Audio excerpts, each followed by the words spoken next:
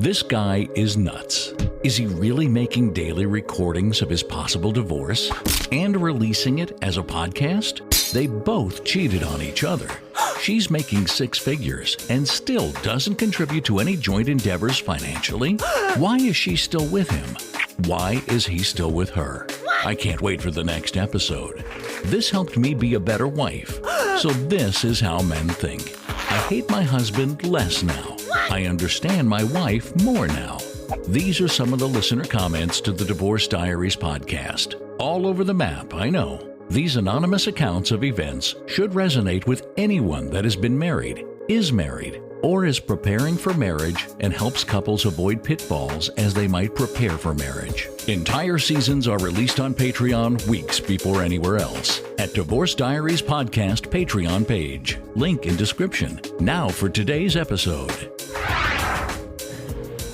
Welcome to the rebooted Divorce Diaries podcast, where I don't rant like a little bitch the whole time and complain and act like everybody else is the problem, like I did in my first bunch of bullshit recordings that are no longer public.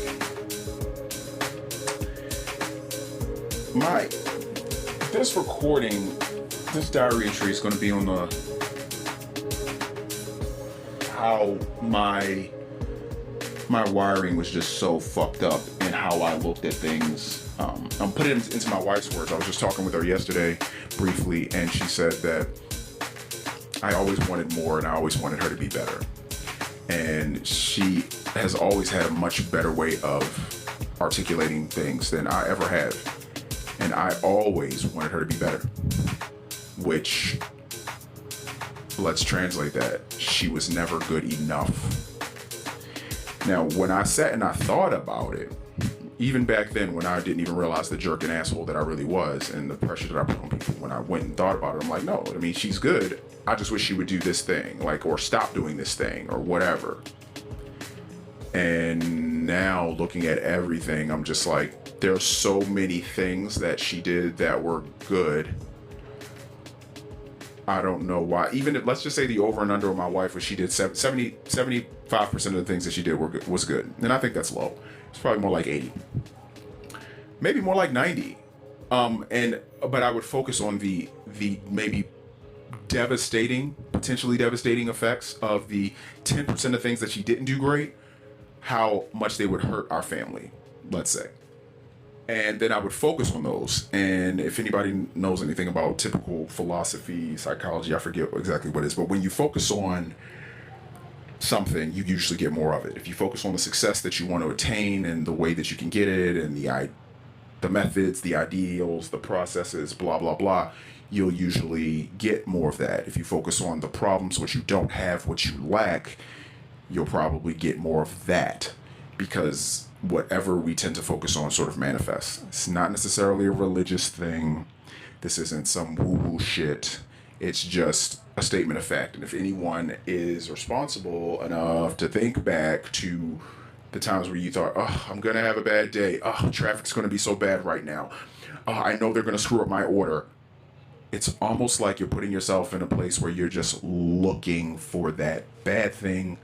You're looking for that mistake. You're looking for the flaw. And when you're searching for the flaw, even if it's not there, the time that you're spending looking for the flaw and the bad thing, you're likely going to miss the good thing. Like right now, let's see.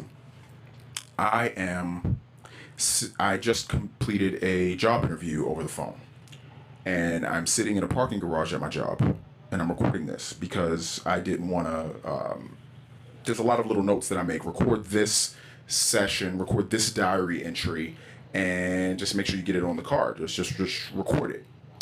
And so now I'm recording, and I'm in this parking garage after the interview, and it is 1:30 in the afternoon on the 23rd of July. I came in late today. I had a lot going on, and I had to park in some restricted parking because that was closest to the door, so I could go in and sign in and take care of a few things before I came out briefly to have this interview. So I did that, and I had to come back to my car, and I could look at that like, oh, I'm parked here. I'm going to get a ticket. I'm going to get a ticket. I'm going to get a ticket. I could have thought that the entire time. But instead, I parked my car in the restricted area and I said, there are 5 other restricted spots around me. If anyone comes in the next 10 minutes, they should have ample parking. These spots don't fill up that often, and I'm here midday. These spots shouldn't fill up at all today anymore. So I said, I had a perspective and a mindset of, it's going to be okay.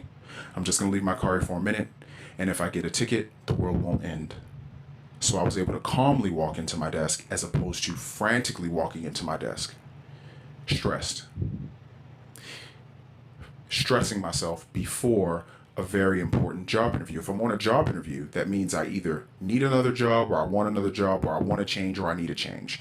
Either way, I should probably put myself in the mental headspace where I'm going to be the most relaxed, calm version, poised version of myself that I can be when I have this job interview. And what's going to be key to me doing that is me relaxing as I'm walking in and focusing on the fact that if I get a ticket, the world will not end, so it just doesn't matter. Okay. It's a really hot day today. It's July 23rd. It's really freaking hot where I am. So I am thankful that I'm at a building, at least for a temporary time, I'm at a building that has a really big parking garage. So I get to get in my car and my phone isn't exasperated and it's overheated and it's like, oh, it's going to take a while for your phone to cool down before you can turn it on or send a text or put in a map direction or anything like that. My perspective is, man, I'm happy that I'm in this parking garage. And instead of pulling out of the parking garage into a sunny spot, I just drove up the parking garage a few levels, found a nice spot in the back where I could have this job interview on my phone, because it was a virtual one, have it on my phone, nice and calm. So I've now snowballed with my positive perspective. I didn't do this in my marriage. I would snowball my perspective with my negative perspective. My wife's going to do this. Oh, when I get home, I know she's going to have this. I bet you dinner's not going to be ready like she said she would. Oh, I bet you the kids are going to need to do this. I bet I'm going to have these chores to do. Oh, I bet. I know I'm going to have to. Oh, it's going to be so bad. It's going to be so bad. And then I go home. And here's a few things that I didn't even notice. I didn't even notice that my wife came and hugged me at the door. Now let's sit with this. Let's sit with this for a minute, because I have a very contrasted, if that's a word, perspective on my life right now, because I'm living in my own apartment by myself now, and I'm about to surrender my dog, about to surrender him, because just the timing has been all wrong. And the poor guy, he's only 8 months old, and I'm about to surrender him because moved from the family house where that would have been more conducive for a dog, and we kind of bounced all around and moved to one apartment, and now think something happened and I'm moving out to my own place, and I'm living in my own place now, and I have the sad realization of what my perspective always was, because I used to think my perspective was spot on, and I used to think I was right, and I used to think I was the smartest motherfucker in the room. But now I think back to those days where I would come home so frustrated and on edge for what my wife wasn't going to do, and I didn't even notice that I came home to a woman that just wanted to hug me when I came in, wanted me to hug her.